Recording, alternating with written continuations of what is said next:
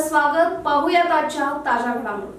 महाराष्ट्र, कर्नाटक आणि आंध्र प्रदेशातील हजारो नागरिकांसाठी जीवनदायिनी ठरलेल्या कृष्णा नदीचे पावित्र्य जपण्यासाठी दरवर्षी कृष्णा आरतीसारखे धार्मिक व जनजागृतीपर उपक्रम राबवणे गरजेचे आहे, असे प्रतिपादन उज्जैन पीठाचे जगद्गुरू सिद्धलिंग राजदेशी केंद्र शिवाचार्य महास्वामी यांनी केले.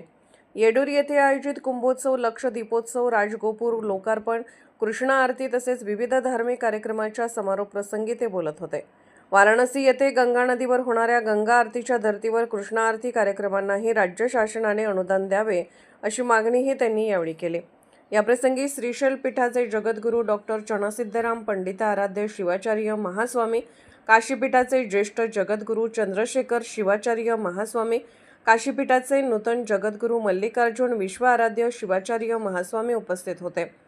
तसेच राज्यसभेचे माजी सदस्य व केएलई संस्थेचे गौरव कार्याध्यक्ष डॉ. प्रभाकर कोरे, विधान परिषद सदस्य प्रकाश हुक्केरी, आमदार गणेश हुक्केरी यांच्यासह विविध मठांचे मठाधीश आणि मान्यवरांची उपस्थिती होती.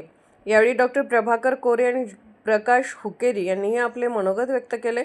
श्रीशैल पीठाचे जे.एम. मल्लिकार्जुन शास्त्री, नागराज शास्त्री, कोल्हापूरचे नंदेश्वर शास्त्री, हैदराबादचे ज्ञानेश्वर शास्त्री, मल्लिकार्जुन शास्त्री आणि शंकर शास्त्री यांच्या हस्ते भावपूर्ण कृष्णा आरती पार पडली. या सोहळ्यासाठी लाखो भाविकांनी उपस्थित राहून भक्तिभावाने सहभाग नोंदवला. त्यामुळे येडूर परिसरात उत्साहाचे वातावरण निर्माण झाले. एसबी न्यूज विष्णू शिंगाडे. राजकीय, सामाजिक, आर्थिक असा सर्व घडामोडींचा आढावा पाहायला विसरू नका एसबी न्यूज चॅनल आणि नक्कीच सबस्क्राईब करा.